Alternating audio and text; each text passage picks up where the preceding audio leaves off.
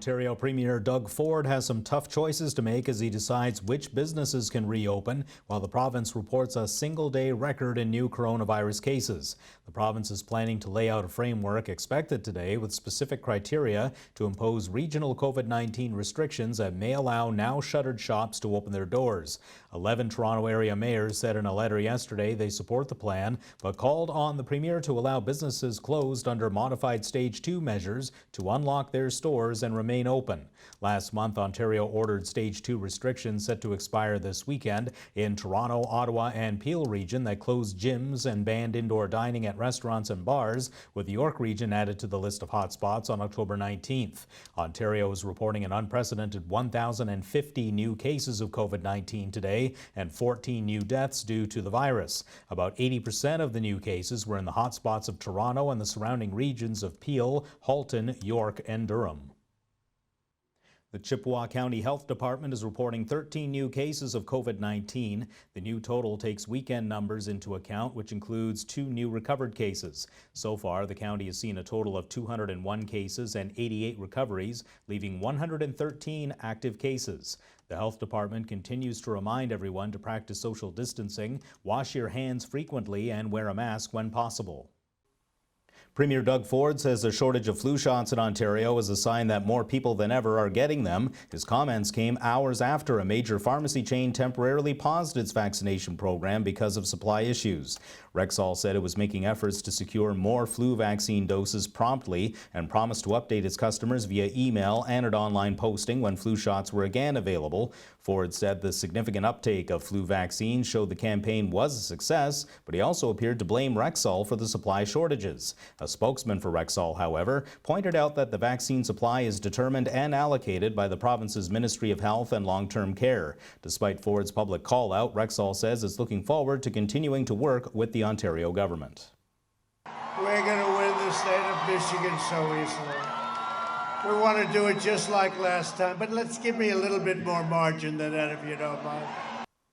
Canadians are watching in fear today as their American neighbors vote, capping a campaign marked by voter intimidation, threats of post-election violence, and concern about the potential breakdown of democracy itself. That view is reflected in a new poll from Leger and the Association for Canadian Studies that found a clear majority of Canadians surveyed worry that the U.S. will suffer a breakdown of its system marked by social chaos if no clear winner emerges. That fear is being driven by the assumption that U.S. President Donald Trump will not accept defeat if he is in fact defeated, or may prematurely declare victory on election night before all votes, including mail-in ballots, can be legally counted. The Leger poll found that 3/4 of those surveyed in Canada are worried about the U.S. election, and 68% worry that there will be a complete breakdown of the political system in the U.S., leading to a period of social chaos. Ottawa is proposing new policy changes with monetary penalties to ensure online streaming platforms experiencing booming revenues face as stringent rules as traditional broadcasters. The regulations put forth by the Liberal government in a new bill focused on clarifying that online streaming platforms like Netflix and Spotify will fall under the Broadcasting Act through a new category called online undertakings. The bill also proposes giving the CRTC new powers to require broadcasters and online streaming companies to make financial contributions to support Canadian music, stories, creators, and producers. A government briefing note says if the CRTC applies the same requirements around Canadian content to traditional broadcaster and streamers, online platforms could contribute as much as $830 million in Canadian content by 2023. We've got all your weather details coming up next with Daniel LaPrade. That's right after this.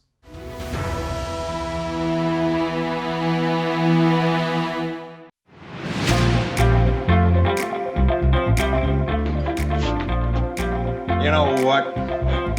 You got spunk. Well, I hate spunk. When it comes to peace of mind, think KC Security Services, a locally owned and operated security service, voted the best security company in Sault Ste. Marie. We specialize in mobile patrols and alarm responses. At KC Security, we also offer stationary guard services for commercial and residential properties, events, and more. Available 24 hours per day, 365 days a year. KC Security Services, where peace of mind is a matter of choice, your one-stop shop for all your security needs. Good evening and welcome back on your Tuesday, November the 3rd. Hope everybody has had a great day, and to our American friends, make sure you do get out and vote. It is election day over there, so hopefully there'll be some determination on that tonight, and well, let's see how things go. So let's look at your radar right now for our region, and yes, we do have a cold front that is below us here, right over Michigan, speaking of, and we do have high pressure that's moving its way up towards us. It's parking, it's going to park itself over us for the next few days and into the weekend. And there's a little bit rather of cloud cover here, but we are going to see a mix of sun and cloud throughout the days ahead. Maybe a day or two where it's mostly sun, but there will still be some clouds coming in there as well. But the temperatures are going up, so let's get into those details here shortly. Let's look at our camera first. Brought to you by wirelesscom.ca. You can check their website out for all the services that they have to offer in telecommunications. And of course, we've had a decent day today, and that's going to continue into the evening. Not going to see too much activity, and we will get we will have rather a few clouds, and then we will get down to a low of 4 tonight. So let's get into the expected highs for today. 13 in Thunder Bay, 5 in Wawa, -4 in Timmins, 10 in Sault Ste. Marie, 0 in Elliott Lake, and -1 in Sudbury. Normally we don't see this much of a difference from 2 hours from here, from Elliott Lake as an example. So we have very differing temperatures in our region today. And then we also will see overnight, it stabilizes a little bit overnight. We're looking at -1 in Thunder Bay, 1 in Wawa, -4 in Timmins, no change from the daytime temperature. 4 here in the Sioux, as mentioned, partly cloudy. And then we will see -1 in Elliott Lake and -3 in Sudbury.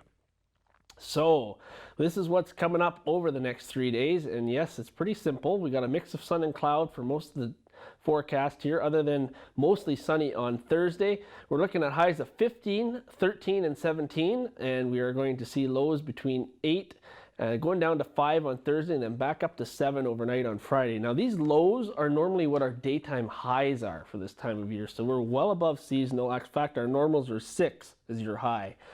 And then we're going to continue on into the 7-day here, and that's going to continue to the weekend. As you're seeing, we're going to get 17 degrees on Saturday with mix of sun and cloud before things do cloud over and showers return on Monday.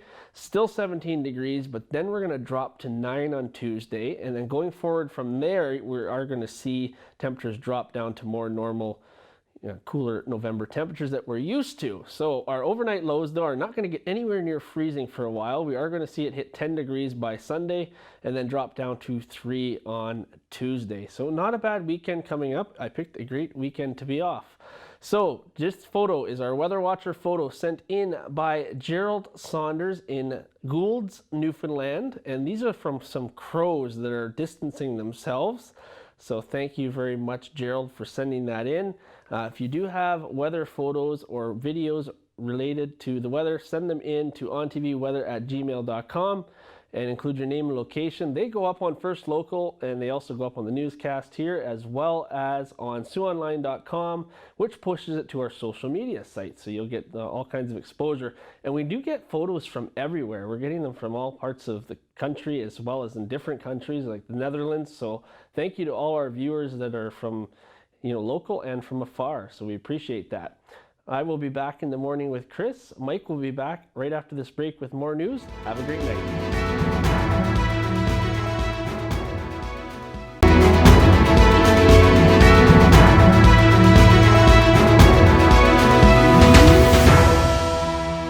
Algoma Public Health is confirming 2 new cases of COVID-19 in the district. One case subject is tied to international travel, while the other is classified as a close contact case. As of yesterday, both are said to be self-isolating. APH notifies all close contacts directly through contact tracing. If Algoma Public Health doesn't call you, you are not considered a close contact.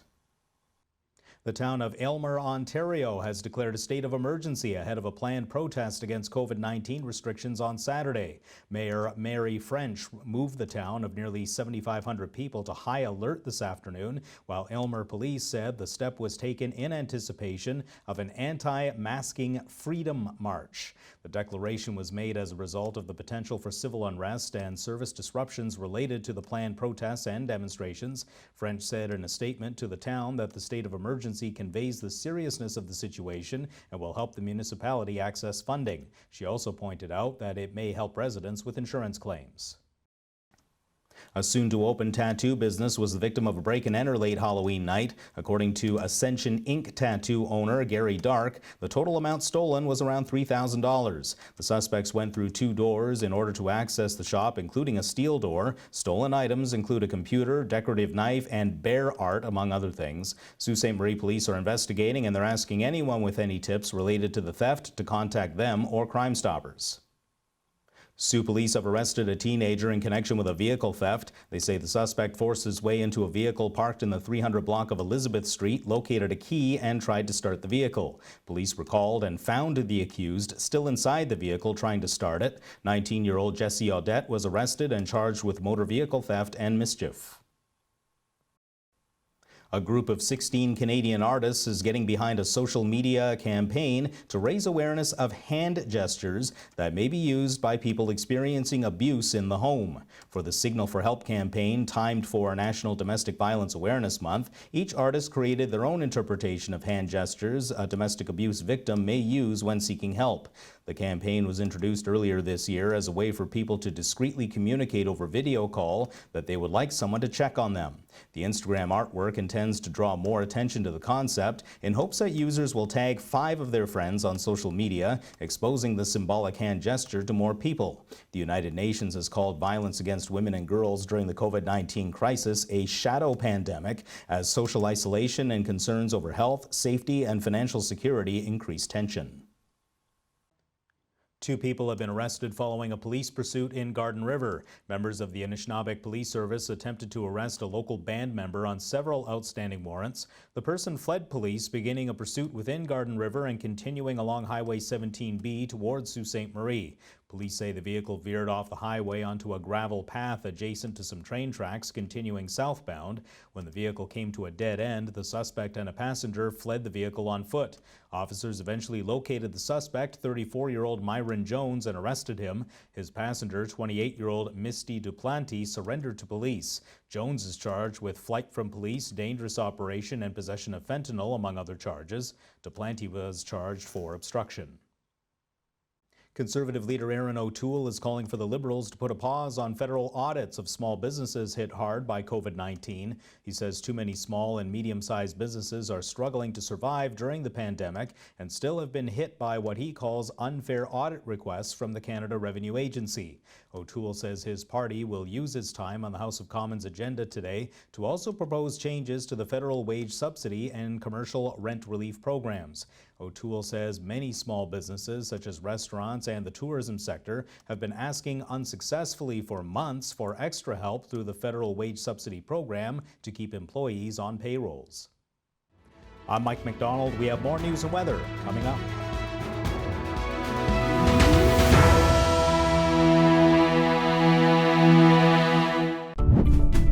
Did you know that 1 in 3 people are affected by fire in their lifetime?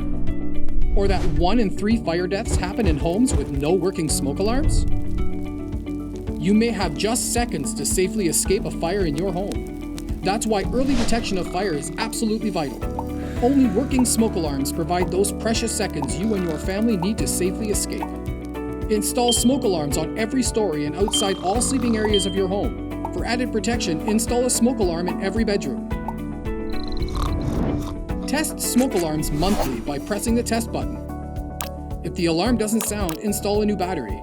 Replace alarm batteries at least once a year and whenever the low battery warning chirps. And if the alarm still doesn't sound, replace the alarm with a new one. Smoke alarms have an expiry date.